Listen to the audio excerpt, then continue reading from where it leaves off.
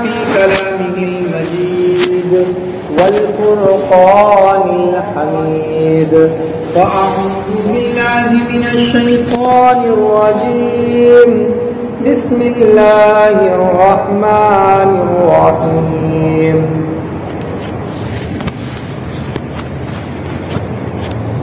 إن أكرمكم عند الله أتقاكم. صدق الله العظيم وصدق رسوله النبي الكريم ونحن على ذلك من الشاهدين والشاكرين والحمد لله رب العالمين. محترم و مکرم معزز بزرگوں، دوستوں، اللہ تبارک و تعالیٰ کا انتہائی فضل کرم رحم ہوا کہ اللہ تبارک و تعالیٰ نے ہم تمام کو ایک فریضے کی ادائیگی کے لیے یہاں پر مجتمع فرمایا.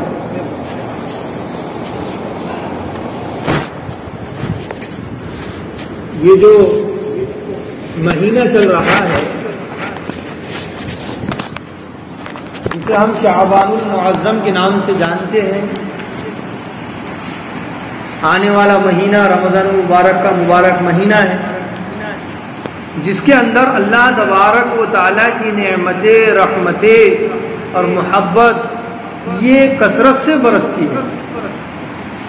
آنے والے مہینے اور جناب رسول اللہ صلی اللہ علیہ وسلم اس مہینے کا انتظار اور اس مہینے کو پانے کی اور اس مہینے کو حاصل کرنے کی دعائیں مانگتے تھے اللہ سے کہ اللہ تبارک و تعالیٰ مجھے رمضان المبارک نصیب فرمائی. کون دعائیں مانگتے تھے؟ اللہ کے نبی صلی اللہ علیہ وسلم خود اس بات کی دعائیں مانگتے تھے کہ اللہ تبارک و تعالیٰ مجھے رمضان المبارک کا مہینہ نصیب فرمائی.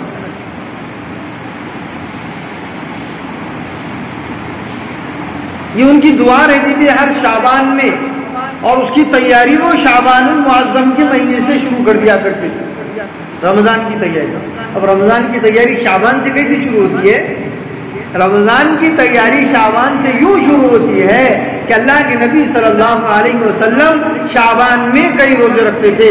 کبھی آپ نے 25 روزے رکھے، کبھی آپ نے شعبان میں 20 روزے رکھے، کبھی آخر کے 20 رکھے، کبھی شروع کے 20 رکھے، کبھی آپ نے 15 آخر کے رکھے، کبھی شروع کے 15 رکھے. یہ ان کا معمول تھا، یہ پریکٹس تھی کہ وہ شعبان میں ہی روزوں کی پریکٹس کو شروع کر دیا کرتے تھے. اللہ کے نبی صلی اللہ علیہ وسلم کا دیکھا دیکھی صحابہ نے بھی یہی طریقے کو اپنایا اور ان کی نقل میں اپنے آپ کو روزے میں رکھنا پسند کیا رمضان، کیونکہ وہ جو چیزیں اللہ کے نبی صلی اللہ علیہ وسلم کے اندر پاتے اس کو اپنی زندگی کے اندر اتارنے کی بہت زیادہ کوشش کرتے تھے. جس طرح ایک عاشق اپنی معشوقہ سے محبت کرتا ہے کہ اس کے لیے کچھ بھی کرنے کے لیے تیار ہو جاتا ہے، میرے دوستوں اور بزرگوں میں آپ کو صحابہ اکرام کی محبت کا وہ نمونہ بتلاؤں گا کہ صحابہ اکرام نے اپنے محبوب کے لیے کیسی محبت کی تھی، اپنے نبی سے کیسی محبت کی تھی.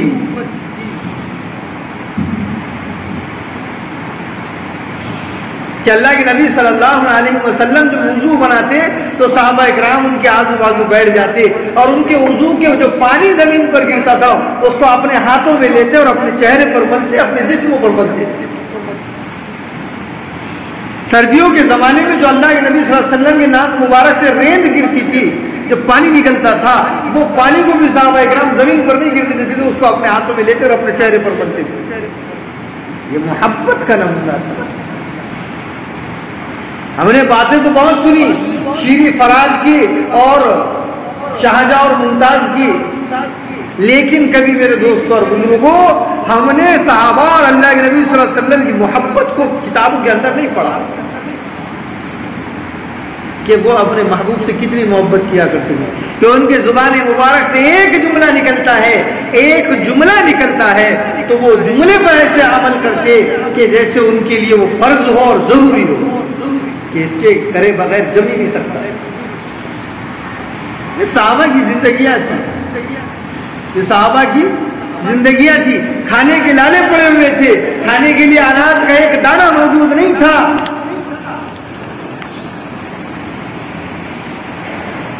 پریشانی کے عالم میں زندگی گزر رہی ہے، لیکن ہر چیز کا سوال انہوں نے اللہ تبارک و تعالیٰ سے کیا. کسی غیر کے سامنے اپنے ہاتھ کو نہیں پھیلایا، ہر سوال کو اللہ سے کیا اور اللہ تبارک و تعالیٰ نے ان کے مرادوں کو پورا کیا.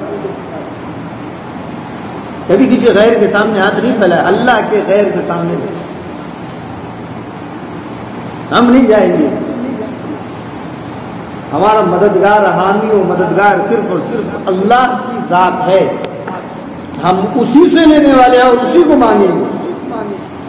اور میرے دوستوں اور بزرگوں، صحابہ نے اللہ سے لے کر بتلایا بھی. ایسا نہیں ہے کہ بس خالی باتیں ہی ہیں کہ ہم اللہ سے لیں گے. انہوں نے لے کر بتلایا اللہ سے. اپنے جانور جو ان کے مر چکے تھے، ان کو جانوروں کو زندہ کر کے بتلایا اللہ سے کہ اللہ میرے پاس یہی کی جانور ہے، یہی مر گیا تو پھر میں میرے روزی روٹی کہاں سے چلنے والی ہے؟ میرے سارے کے سارے ذرائع بند ہو جائیں گے. بے شک روزی کا دینے والا تو ہے، لیکن میرے رب مجھے کچھ ہلچل کرنے کے لیے اس جانور کی سخت ضرورت ہے. مجھے جنگوں پر جانا پڑتا تیرے دین کے لیے، تیرے دین کی اشاعت کے لیے، تیرے نبی کے دین لائے ہوئے دین کی تبلیغ کے لیے مجھے لوگوں تک جانا پڑتا، اس گاؤں سے اس گاؤں تک جانا پڑتا. چنانچہ مجھے یہ خچر زندہ چاہیے. اللہ نے اس خچر کو زندہ کیا.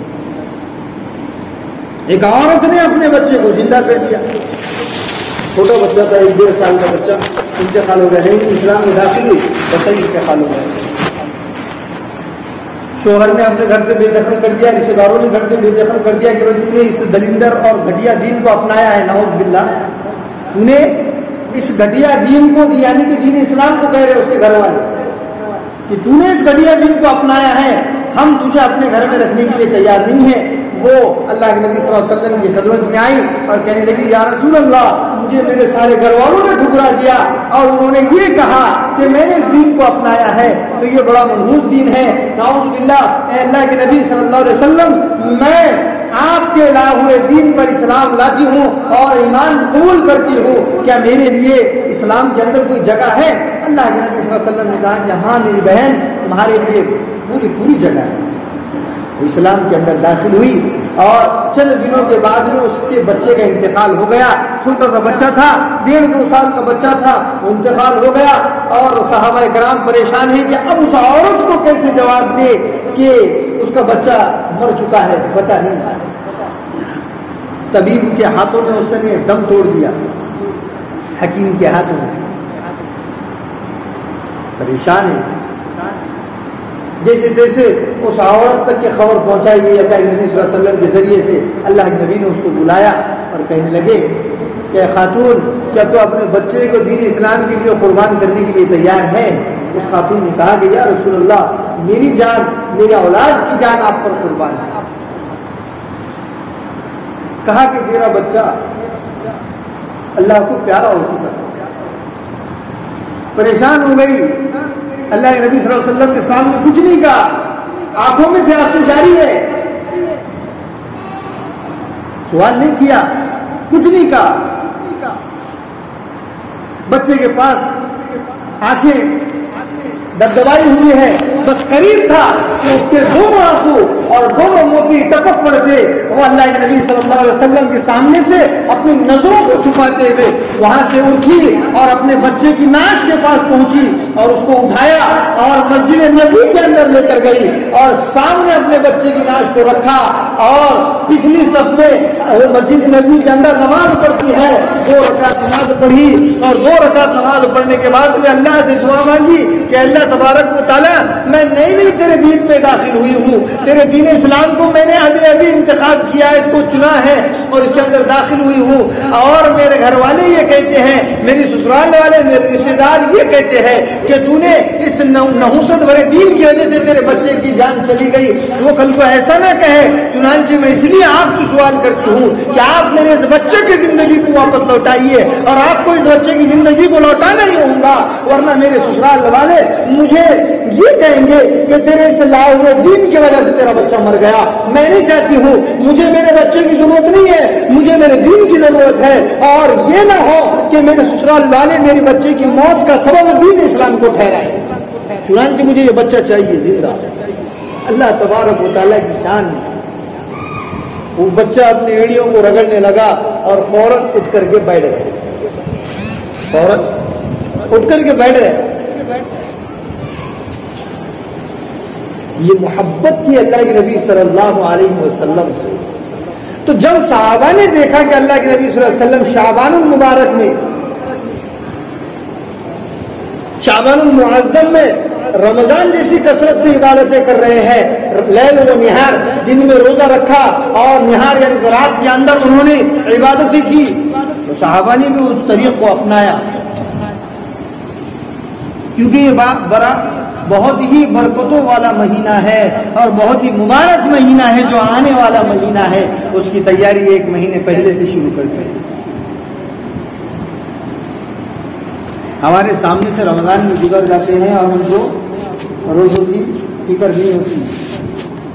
ہمارے نوجوان ہٹے کٹے صرف کام کرنے کی نسبت سے روزہ چھوڑ دیتے ہیں۔ مولوی صاحب مجھے کھیت میں جانا پڑتا، ہل چلانا پڑتا، چنا اٹھانا پڑتا، گیہوں اٹھانا پڑتا، بہت مسئلے ہے، دھوپ ہے، مئی کا مہینہ ہے، اپریل ہے، ان کو معلوم ہے کتنا کڑک رہتا، اس میں اتنا کام بھی کرو، روزہ میں رکھو، نہیں ہوتا جی۔ کوئی بولتا ہے کہ مولوی صاحب مجھے پڑھائی بہت زیادہ کرنا پڑتا، کوئی بولتا ہے مولوی صاحب میرا بہت اوگڑ کام ہے، سیمنٹ کا کام ہے، باندھ کام ہے، کرنا پڑتا ہوتا۔ کوئی بولے گا صدر صاحب نے اعلان کرے کہ بھائی اپنے کل وہ فلاں جو دیوار گری ہوئی ہے اپنی وہ بنانا ہے، اس کے لیے کل اپنے کو بنائیں گے اپن سنیچر کے دن، تو سنیچر کے دن پورے وہ جو جتنے نوجوان کام کرنے جو صدر صاحب نے بولے نا آپ دیوار بنانے کا، اس لیے آج روزے کی ضرورت نہیں ہے، مسجد کا کام ہے، بہت سوگر اٹھانا پڑتا، بہت اینٹا اٹھانا پڑتا، اس لیے نہیں میرے دوست اور بزرگوں، میں آپ کو اس کے بالمقابل ایک واقعہ یہ بتلاتا ہوں کہ جنگ کا میدان ہے اور ہزاروں کا مجمع سامنے کھڑا ہوا ہے، اور ادھر جو مجمع کھڑا ہوا ہے وہ صرف 1000 لوگ کھڑے ہوئے ہیں، 1000 لوگ کھڑے ہوئے ہیں۔ جنگ حنین کی بات بتلا رہا ہوں، غالباً جنگ حنین ہی ہے، تو وہاں پر سامنے 1000 لوگ کھڑے ہوئے ہیں، اور جو سامنے کفار اور مشرکین ہیں وہ ہزاروں کی تعداد میں ہیں، 10 سے 20,000 لوگ وہاں پر موجود ہیں، اور یہ صرف 1000 ہے۔ ان کے پاس گھوڑے، تلواریں، ڈھالے، ساری چیزیں میسر ہیں، ان کے پاس نہ گھوڑے ہیں، نہ تلواریں ہیں، اور نہ ہی بھالے ہیں، اور نہ ہی ڈھالے ہیں، کوئی چیز میسر نہیں ہے۔ کسی کے پاس ایک تلوار ہے تو کسی کے پاس میں بھالا ہے، تو کسی کے پاس میں ڈھال ہے، کسی کے پاس میں گھوڑا ہے۔ پورے 1000 کے مجمع میں 4 گھوڑے موجود ہیں اور 19 تلواریں موجود ہیں اور 23 ڈھالیں موجود ہیں، باقی کے سب کے پاس میں بھالے۔ اور رمضان کا مہینہ ہے، اور رمضان کا مہینہ ہے، صرف پانی کا کنواں ان کے پاس موجود ہے، اس کے علاوہ ان کے پاس نہ اسلحہ ہے، نہ سامان ہے، نہ رسد ہے۔ رسد یعنی کہ جنگ کے اندر کھانے پینے کا جو سامان ہوتا ہے اسے کہا جاتا ہے، کوئی رسد نہیں، صرف کنواں ہے، کنویں پر قبضہ کر کے بیٹھے ہوئے ہیں۔ رمضان کا مہینہ شروع ہو گیا، 2 مہینے سے جنگ چل رہی ہے، اب رمضان کا مہینہ 6 مہینے سے چلا کرتی، 1 سال تک کے محاصرہ ہوا کرتا تھا، گاؤں کا، شہر کا، بستی کا، قلعے کا۔ تو ابھی 2 مہینے گزر چکے ہیں، تیسرا مہینہ رمضان کا ہے، رجب کی 1 تاریخ سے جنگ کا اعلان ہوا، رجب گزر گیا، شعبان گزر گیا، اور سینہ سفر ہے، دشمنوں کے سامنے قتل ہو رہے ہیں، شہید ہو رہے ہیں، کسی کا ہاتھ ٹوٹ چکا ہے، کسی کے پیر پر مار لگا ہے، کسی کا سینہ تیروں کے نشان سے چھنی چھنی ہو چکا ہے، لیکن وہ پھر بھی جنگ کے اندر کھڑا ہوا ہے، اپنے زخموں پر پٹیاں لگا کر کے جنگ کے سامنے، کفار مشرکین کے سامنے اسلام کا علم یعنی کہ جھنڈا لے کر کے کھڑا ہوا ہے۔ وہ مرنے کے لیے تیار ہے لیکن جھنڈے کو گرنے کے لیے تیار نہیں،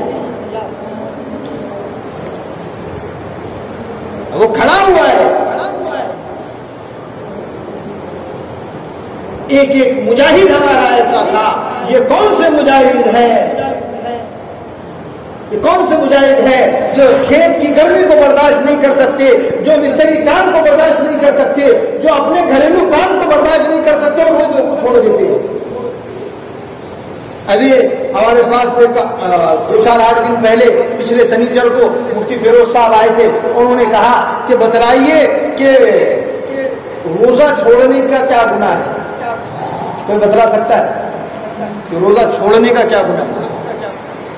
کہیں پڑھے آپ نے بولن صاحب روزہ چھوڑنے کا یہ گناہ ہے؟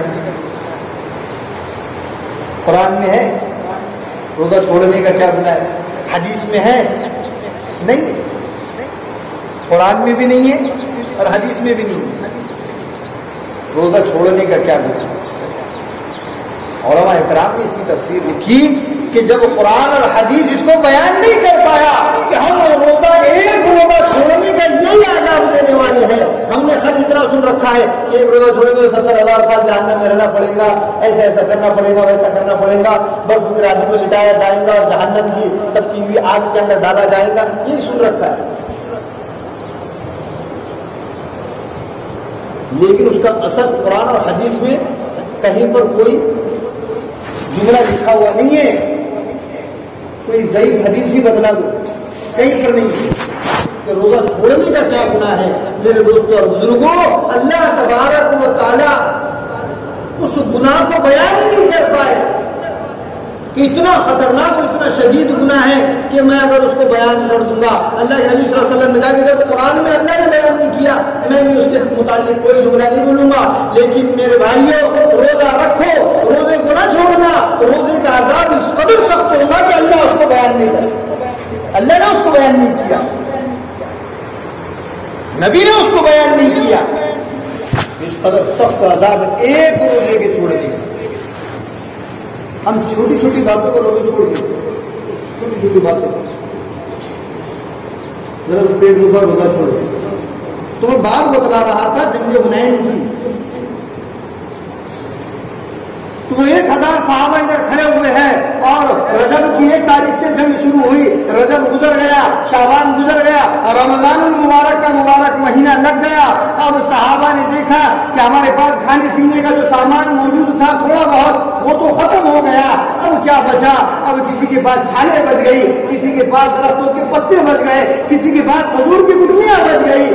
اب میرے دوستوں اور بزرگوں، سحر کا اعلان ہوا کہ سحر کا وقت ہو چکا ہے، اب ہم کو روزے رکھنا ہے۔ صحابہ نے کیا کیا؟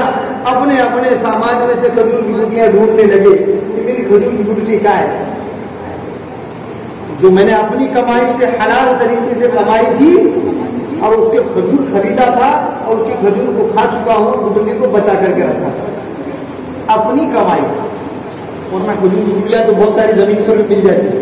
ہم یہ سوچتے ہوں گے کہ صحابہ ایک گٹلی کو کیوں چوسا کرتے ہیں، دوسری گٹلیاں کیوں؟ بہت ساری گٹلیاں باغوں میں جاتے تو وہاں مل جاتی، وہ اپنے خود کی کمائی کا، اپنی محنت کی، حلال اور طیب وہ کمائی۔ قرآن مجید نے کہا فَأَحَلَّ حَلَالَهُ وَحَرَّمَ حَرَامًا، جس نے قرآن مجید کے حلال کو حلال سمجھا، وَحَرَّمَ حَرَامًا، اور حرام کو حرام سمجھا، أَدْخَلَهُ اللَّهُ الْجَنَّةَ، اللہ تبارک و تعالیٰ اس کو جنت کے اندر داخل کر دیا۔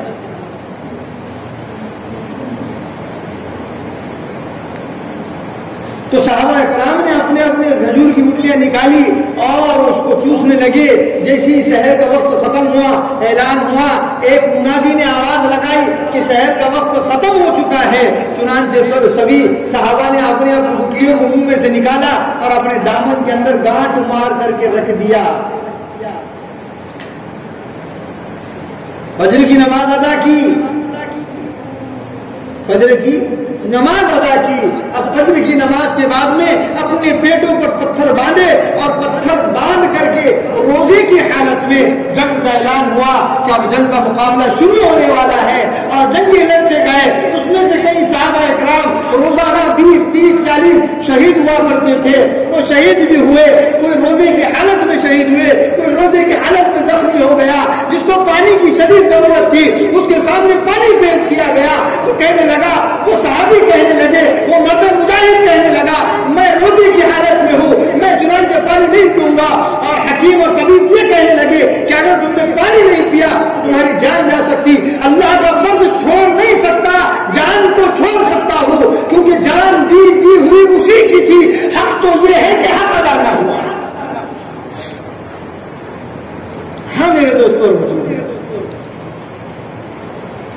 ایک ایک لقمے پر اب زخمی حالت میں ہے، جان چلی گئی، وہ صحابی شہید ہو گئے، نہیں بچ پائے۔ حکیم نے کہا تھا کہ پانی پی لو، دوا پینا ہے، اس کے بعد میں تھوڑا سا ملم بھی لگانا ہے اور دوا بھی پینا ہے، کہ تاکہ تمہارے اندر طاقت رہے، خون جو بہہ گیا وہ دوبارہ تیار ہو جائے کسی طریقے سے۔ اس لیے میں آپ کو ایک جڑی بوٹی پلانا چاہ رہا تھا، لیکن انہوں نے پینے سے انکار کر دیا کہ میں جان دے دوں گا لیکن اللہ کے فرض کو بیچ میں نہیں چھوڑ سکتا۔ حالانکہ اس وقت میں ان کے لیے جائز بھی تھا، روزہ چھوڑ سکتے تھے، ہاں نہیں تھا۔ اللہ کے نبی خود موجود تھے، خود شریعت وہاں پر موجود تھی، شریعت کو پوچھ لیتے کیا ہے میری شریعت، مجھے کیا کرنا چاہیے، شریعت خود وہاں پر ایک نیا حکم صادر فرما سکتی تھی۔ وہاں تو پوری کی پوری شریعت موجود تھی، لیکن میرے دوست اور بزرگوں، انہوں نے اللہ کے فرض کو چھوڑنا گوارا نہیں کیا کہ پانی اور ذرا سی دوا کے لیے میں اتنے بڑی فضیلت کو نہیں چھوڑ سکتا جو اللہ تبارک و تعالیٰ نے اس روزے کے لیے رکھی، کہ ایک روزہ اللہ کے نبی صلی اللہ علیہ وسلم نے فرمایا اگر ایک روزہ کوئی جان بوجھ کر چھوڑتا ہے تو ساری زندگی بھی اس کے بدلے روزے رکھ لیں گے تو اس ایک روزے رمضان کی ایک روزے کی بھرپائی نہیں کر سکتا، پوری زندگی بھر بھی روزے رکھے اس کی بھرپائی نہیں ہو سکتی۔ اللہ کے نبی صلی اللہ علیہ وسلم کا دور ختم ہو گیا اور عائشہ رضی اللہ تعالیٰ عنہ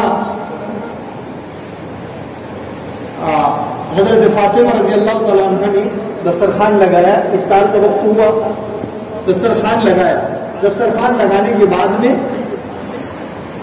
حضرت عائشہ کو بلایا، دسترخوان پر بہت سارے کھانے کے لوازمات موجود تھے اور بہت سارے کھانے کے پکوان موجود تھے۔ اما عائشہ رضی اللہ تعالیٰ عنہ وہاں پر آئی اور دسترخوان کو دیکھا اور رونے لگی۔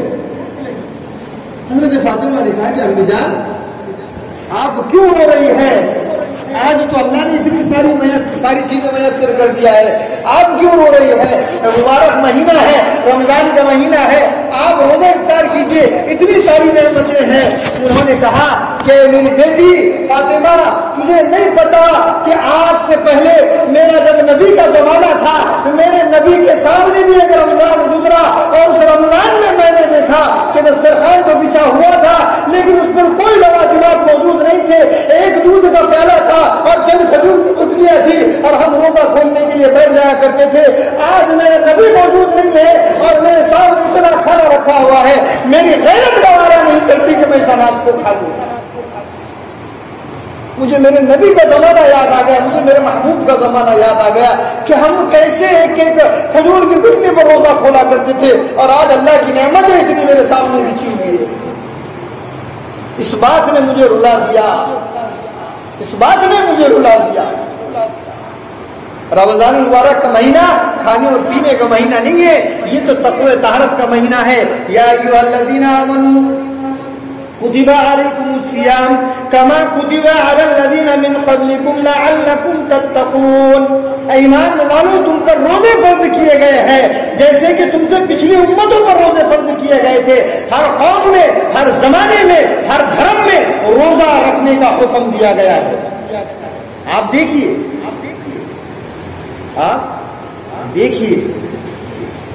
روزے کو کیوں ضروری لکھا رہا ہے۔ روزہ ایسی نہیں ہے کہ خالی رمضان آئے، یہ دین اسلام کے جو 5 ارکان ہیں اس میں سے تیسرے نمبر پر روزہ ہے۔ پہلا کیا ہے ارکان، 5 ارکان ہے نا اسلام کے 5۔ پہلا کون سا ارکان ہے، پہلا رکن کون سا ہے، کلمہ۔ بولتے نا کلمہ، نماز، حج، زکات، وہ 5 رکن اسلام، اس میں سے تیسرے نمبر پر کیا ہے، روزہ ہے۔ تیسرے نمبر پر روزہ ہے، پہلا کلمہ، دوسری نماز اور تیسرا روزہ، یہ تیسرا رکن اسلام کا۔ اور جو پہلا رکن ہے وہ تو بہت ضروری ہے۔ نماز دن میں سے کتنے وقت فرض ہے، 5 وقت، بس 5 وقتوں کو نماز پڑھنے کے لیے کتنے منٹ لگیں گے بھائی، بہت سے 2.5 گھنٹے لگیں گے۔ ایک نماز کو آدھا گھنٹہ پکڑے، 10 ہی منٹ پکڑو، 10-15 منٹ کی نماز ہے۔ 15 मिनट के हिसाब से देखा जाए 15-15, 30, 30, 60, 1 घंटा, 1.25 घंटे के अंदर अंदर 5 नमाजें खत्म पूरी दिन भर की। अल्लाह क्या कह रहे, तुम्हें 1.25 घंटा 1.5 घंटा मुझे दे दे, बाकी के पूरे 23 घंटे तेरे, 23.5 घंटे तेरे, सिर्फ 1.5 घंटा मेरा, पूरे 24 घंटों में। सही है। दूसरा, तीसरी क्या है, रोजा है। रोजा साल में कितने फर्ज है? 1 महीने के फर्ज है। 1 महीने के रोजे रख ले, काम खत्म हो। तो चौथी क्या है, ज़कात है। साल में ज़कात कितने बार? 1 बार। हमारे ज़कात, माल की ज़कात निकालो हो गया। उसके बाद में हज है। हज कितने बार है? पूरी जिंदगी में 1 बार। पूरी जिंदगी में 1 बार फर्ज है हज, वो भी बक़द्रे इस्तिताअत। राइट। लेकिन मेरे दोस्तों बुजुर्गों, जो पहला रुकन है इस्लाम का, यानी कि कलिमा, वो 24 घंटे फर्ज है। कितने घंटे? 24 घंटे फर्ज है। अगर जिंदगी के 1 सेकंड में भी उसका इनकार करता है तो इस्लाम से खारिज है। ला इलाहा इल्लल्लाह मुहम्मदुर रसूलुल्लाह, 24 घंटे फर्ज है। कितने घंटे? कितने रुकने? 5 रुकने ना। कोई साल में 1 बार है, कोई महीने में 1 बार है, कोई जिंदगी में 1 बार है, कोई इस्तेदाद के मुताबिक है। लेकिन मेरे दोस्तों और बुजुर्गों, कलिमा ऐसा रुकन है इस्लाम का जो 24 घंटे, जो दिन हो या रात हो, नींद में हो, सफर में हो, हजर में हो, खजर में हो, कहीं पर भी रहो, उसके लिए वो पहला रुकन हमेशा हमेशा फर्ज है। अगर उसने जिंदगी के 1 सेकंड में भी उसका इनकार करता है तो इस्लाम से खारिज है, काफिर करार दिया।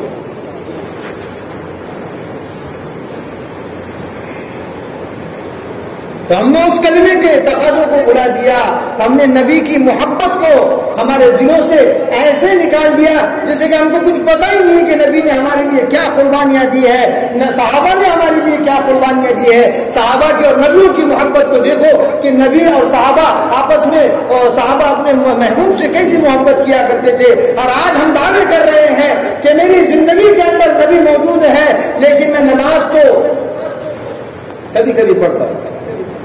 मेरे नस नस बोले नबी नबी, मैं नमाज पढ़ता हूं कभी कभी।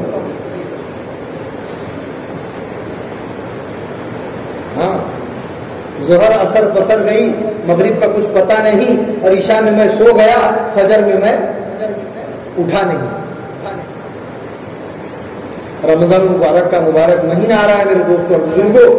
वक्त तो बहुत खत्म हो गया, इंशाअल्लाह अपनी बात को खत्म कर दूंगा। आखिरी ताकीदी कलमात है कि रमजान मुबारक का मुबारक महीना आज हमको नसीब होने वाला है। पता नहीं इसमें से कितनों को नसीब होता है। मैं इतनी बात कर रहा हूँ आपको कुर्सी पर बैठ करके, हो सकता है कि रमजान के आने से पहले पहले अल्लाह मुझे अपने पास बुला ले, रमजान का महीना ही नसीब ना। अभी भी 5-6 तकरीबन, आज की क्या तारीख है? शाबान की 21 तारीख है। यहाँ से 9-10 दिन बाकी है रमजान।